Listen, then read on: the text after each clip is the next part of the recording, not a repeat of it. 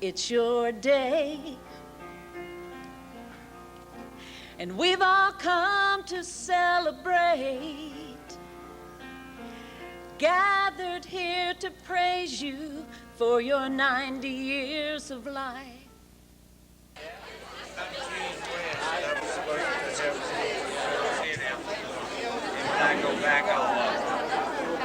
Can I get your picture? I'm good. I'm all fine.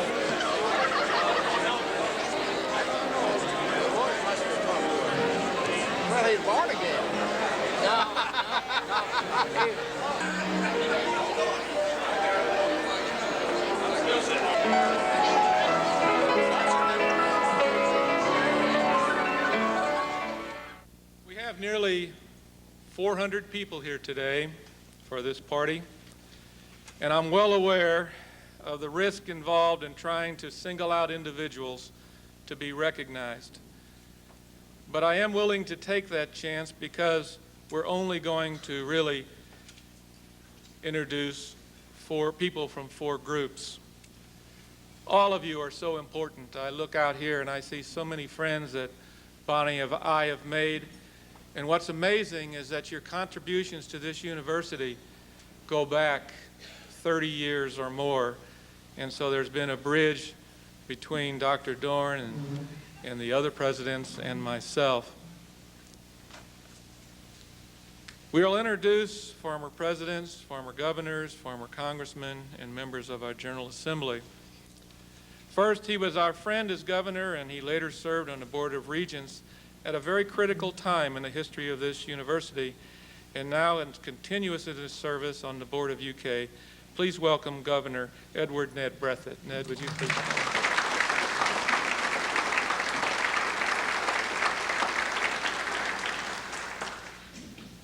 This man, and I haven't seen him, so I hope he's here.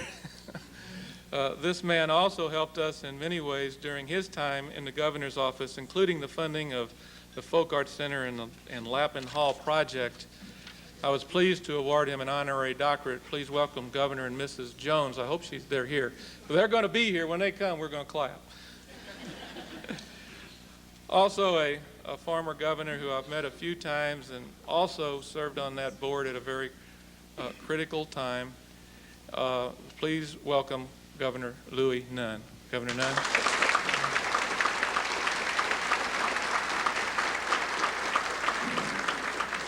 In addition to our guests of honor, we have 2 former presidents of the university here today. Well, Governor, I've introduced you, so they're going to clap while you find your seats. Right up here in front.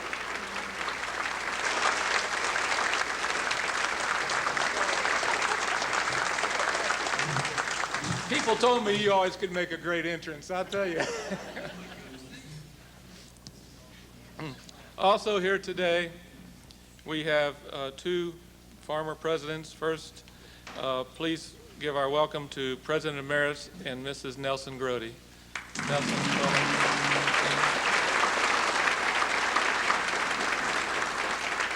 and also a very wise man that I seek counsel from time to time, President Emeritus and Mrs. A.D. Albright.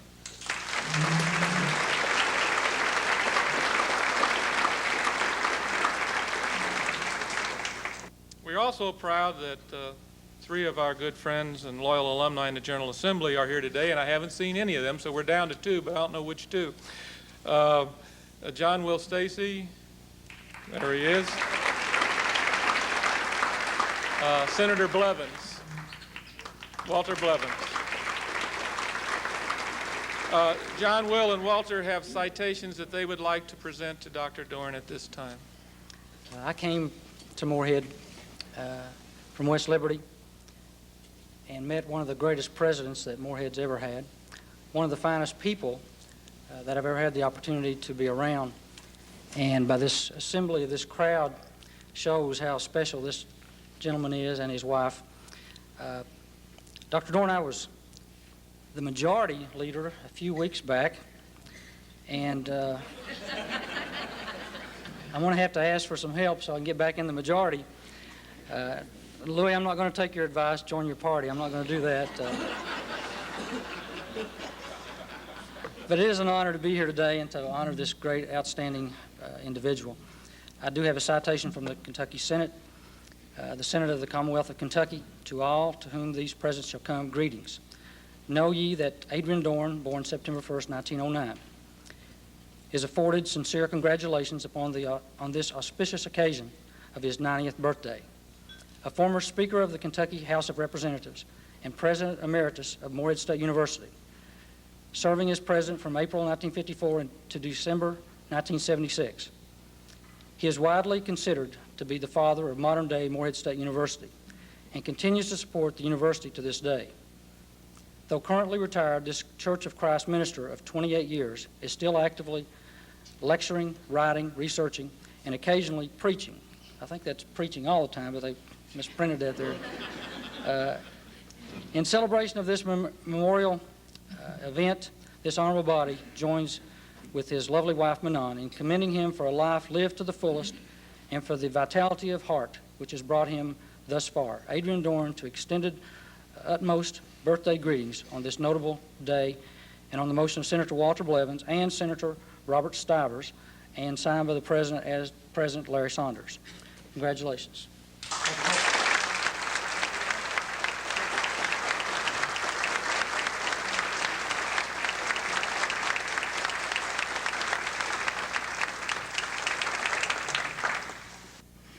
Dr. Doran, it's an honor to be here in your honor today. And so, don't go from preaching to meddling. So, Dr. Doran, you know you've always been one of my favorites. You know that. I'd like to read this citation of the House of Representatives of the Commonwealth of Kentucky. Hereby offers its sincere congratulations to Dr. Adron Doran upon his auspicious occasion of his 90th birthday. As president of Morehead State University, Dr. Doran had the longest tenure of any of the former presidents. Serving as Speaker of the House in 1950, this distinguished Graves County native is also a former president of the Kentucky Education Association and a former newspaper editor. Now I know why you meddle a little bit. In addition, MSU is creating an endowment in his honor in the College of Education and Behavioral Sciences for his service as a high school teacher, coach, and principal. In celebration of this memorable event, the entire membership of the House of Representatives joins me on commending you for a full and vital life, Dr. Doran. This distinguished body hereby extends its best wishes to you on this meaningful occasion of your 90th birthday. Congratulations, Dr. Doran.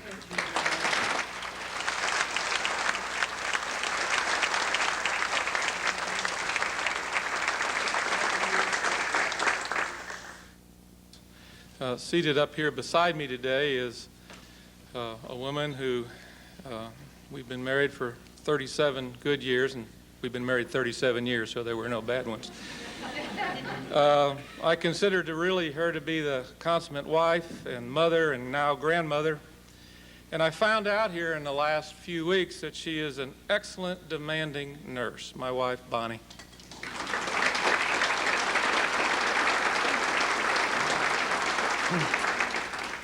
I invite Dr. Don Flatt, Professor Emeritus of History, to offer our invocation. Don.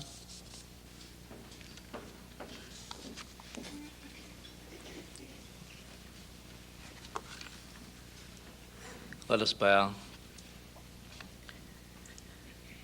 Eternal God, Father of us all, thank you for bringing together today all of us in such a manner that this event can take place. We're pleased to gather on this same hallowed spot where over 100 years ago, almost to the day, this institution opened its doors. As we return for this lovely homecoming weekend, we praise you for the amazing difference our alma mater has made by constantly furnishing a light to the mountains and transforming the sounds of gunfire in the long ago from a feud into the tiny whisper of pages being turned this very moment in library books, constantly opening up a new world to our students. Thank you for the influence of one institution which has inspired countless young people to successful lives of service and wisdom, justice, and love. How wonderful to have as today's speakers three individuals whose lives more than adequately exemplify the success of our thousands of graduates. In a most special way, we're privileged to honor an individual, oh God, who, along with his gracious First Lady, took giant footsteps across the Commonwealth to lead this institution to many of its most glorious triumphs. Thank you for granting Dr. Doran a lifetime of willpower, culminating today in sufficient energy and determination to overcome the impossible in order not to miss this event. And how glorious to have on the program the woman who stood by his side as a helpmate to make decades of service to this institution possible. Thank you for enabling our present leader and our First Lady to bless us with their presence today in spite of adverse circumstances. Oh God, we're grateful that we can come here and honor you, this institution, and this wonderful couple today. Thank you for sharing with us President Eaglin and for the talent, compassion, and humanity of him and his First Lady, along with Dr. Doran and Manon, who've touched our lives sufficiently for 23 years to make us want to return today to celebrate his 90th birthday with major contributions to the institution to which the Dorans gave their total commitment. Thank you for giving them 23 additional fulfilling years thus far since their retirement. We realize that life is so uncertain. Sometimes it seems more so for some than for others. And please care for everyone here in such a manner that each one can return to celebrate AD 100. And now, eternal God, provider of all good things, thank you for this food and the atmosphere of this special occasion. And while we eat and fellowship together as one big happy family, bless us with precious memories of what you have accomplished here in this corner of your world, so that the far-reaching dreams of others who follow can build on the shoulders of those committed men and women who've laid such a solid foundation thus far. In his name, amen. Please enjoy your lunch.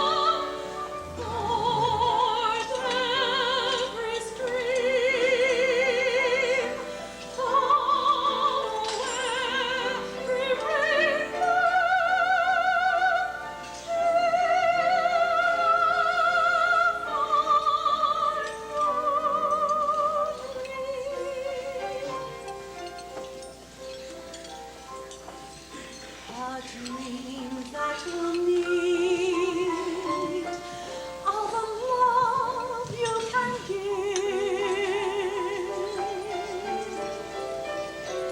Every day of your life, for as long as you climb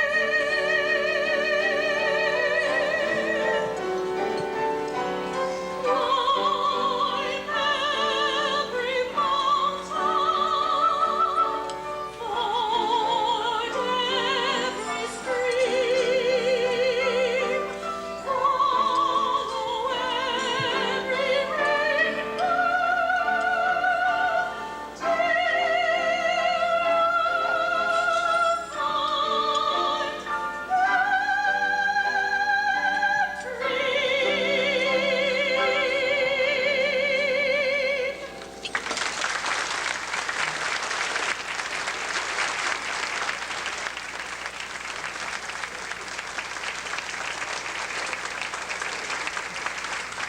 Nani, Dr. D, governors, distinguished guests. It's very emotional for me. Morehead's a very special place to me, and Nani and Adron are parents. I can't say grandparents, I'm too old for that. Happy birthday. I was thinking when Don Flatt spoke of love, service, justice, and wisdom, because what I was going to lead with was happy birthday, friend, role model, mentor, leader. As a friend, that friendship has lasted. He was one of the first people I met when I came to this campus. You and Nani were always out there greeting the students. I was transferring from UK, miserable at a big institution. My father said, I told you, you ought to go into a decent one like Morehead. My father's mother and father are both Morehead alums, too. And that friendship has continued to this minute through the annual Christmas events and the wonderful musicals, or when I'm walking into a post office in Lexington, I hear, Virginia? I know who it is. Role model. What you taught all of us, everything from posture to grooming to, above all, balance in life, the importance of family, the importance of community, the importance of commitment. And what a mentor you were. I mean, I don't know whether college presidents do this today or not, but I stopped by. Dr. Doran called me into his office sometime during my senior year. And he said, you know, Jenny, you better remember one thing. The IQ is important. He said, but of all the Qs that you better remember most, it's the gratitude quotient, the GQ. He said, that'll hold you in better stead. He said, there are more smart people, more talented people who don't know how to say thank you. He said, if you'll remember to say thank you, it will set you apart as a human being in most walks of life. And that's probably the most important. It's the advice of all the advice, and boy, people give me advice because I need it, that I've ever gotten. That was probably the most valuable. And as a leader, Dr. Doran, you know, I get so amused. Think what you will about the press. There is this hot thing now called civic journalism. They suddenly discovered that you need to be involved in the community to write about it. Old-fashioned newspaper publishers have known that for years, but we forgot it for a few years in this country. As a leader, you were a civic leader. You raised money for the St. Clair. I mean, you were in every civic club in town. You ran the university. You were an active part of the civic life, you and Nani both, at the state level and at the local level. Political, you bet. You taught me that politicians are there to do what the people need. Politics isn't a dirty word. Politics is what makes life run in civic, in the government. That's it. It's politics. It's compromise. It's trade. It's changes. Good Lord knows Louis Nunn and Ned Breathitt and Governor Jones and Walter Blevins know that. And you taught me, though, and it's held me in good stead, to respect politicians, to respect what politics can do. And academia. Dear Doctor, the importance of feeding the intellectual life, the importance of supporting academics. And last but far from least, you were a minister. You dealt with the spiritual side, and you forced your students to deal with the spiritual side of life, and you weren't at all ashamed of it. It may have been politically incorrect today, but it's held a lot of us in very good stead. It helped me to join Governor Jones in his quest to have religion, not ideology, but religion, reintroduced to schools. It made it a lot more comfortable. You and Nani made it the thing to do. And I guess there's two people, they say the apple doesn't fall very far from the tree. And one of the people that I think you mentored, and I think you're prouder of your people than you are of yourself. You and Nani both would rather brag on your kids than yourselves. And there's something a lot of people in this group probably don't know is about the impact of what I think is probably your star student, Terry McBrayer. And I was thinking we've all been teasing Terry, telling bad stories about him for his bride. But the honest fact of the matter was, and this was a kind of integrity, and I have to believe Terry learned it from you. I don't know his family, but I believe he learned it from you. When I took over KET, we were not doing much public affairs programming. Comment on Kentucky was it. We were not doing election night coverage. We were really not into contemporary life. Did a lot on history, a lot on music, a lot on culture. Terry really insisted, and thanks to Terry, we have election night coverage that is the premier one in the state. The commercial stations all work with us. The other thing we have is several public affairs programs, but the mark of that man who had sufficient political power to do whatever he wanted to do, no matter how insulated we were with one of the top politicians in the state as our board chairman, he had a pretty free rein, and you know what? He didn't use it. Never once. And I thought he had to have learned that from Adron Doran. He gave us leadership,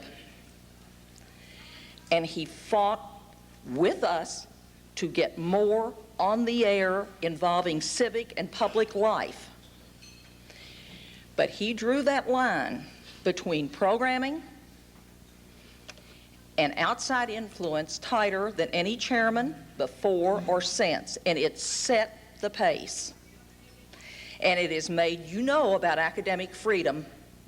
Terry McBrayer set the tone for editorial independence and editorial integrity in a way that Lynn Press believed it and felt it deeply. I'm not saying it hadn't been there before, but never had a chairman taken it on as a cause to set it. And I think you all take credit for that. And for you do mighty nice work as I look out over this group. Very special work. And last but far from least, about what I want to thank you for, because I am a landowner in this region, and that's creating the middle class. This university, as you built it, and as people like Ron Eaglin and Bonnie are carrying on and progressing it, have assured that we will not have just the very wealthy and the very poor, but we will have educated people who value education so that it doesn't all fall to Alpha Hutchinson to do, so that there are other leaders and that there is abundant and sufficient money to grow the economy of this region. And I think that, my dear Dr. Doran, is fully the kind of pace, what you've set. And for that, I am eternally grateful. I love you. I thank you for all that you and Nani did. Victor sends his deep regrets. He had a conflict, but he did allow me to say that I could meet with the plan giving director to talk about your endowment. And so he did give me permission to do that. And that was it was one argument that there was never a question when it was mentioned. Vic said, "Oh yes, we must do that." Thank you, dear doctor. Happy birthday, and I can't wait till the 100th.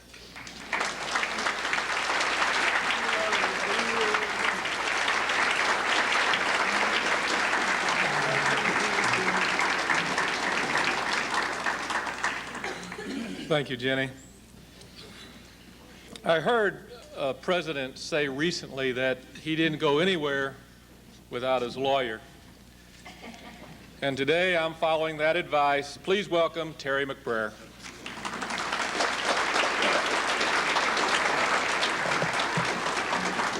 Terry, don't speak in Istanbul. All right.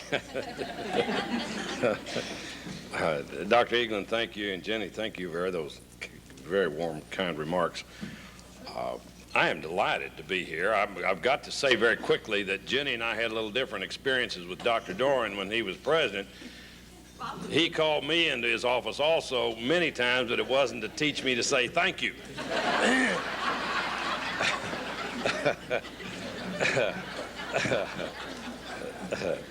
I am delighted to be here with so many dear friends, and you know who you are over the years. Some of you have heard part of the remarks I'm going to say today, but I want to say them again.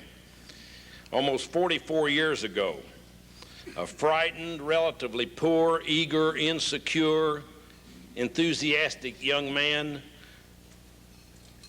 with a terrible East Kentucky accent, coming from a small northeast Kentucky town called Greenup, along with 300 other freshmen, enrolled at this school and heard the following talk given by a man that history would later record as being one of the outstanding and dynamic leaders of Kentucky in the 20th century. The young man hearing that talk was greatly influenced by the new college president and his wife. Their support and encouragement would become a dominant and guiding influence over that student's life, both personally and professionally. The talk went something like this. As president of Morehead State College, it is my privilege to welcome you, the freshman class of 1955, to the campus.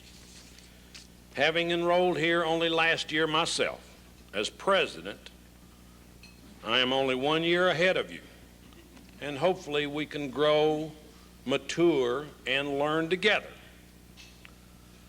Joining me in extending the hand of fellowship as you become part of our campus community is my roommate, Manon. Your mamas and your papas have entrusted us with your very lives for these next 4 years.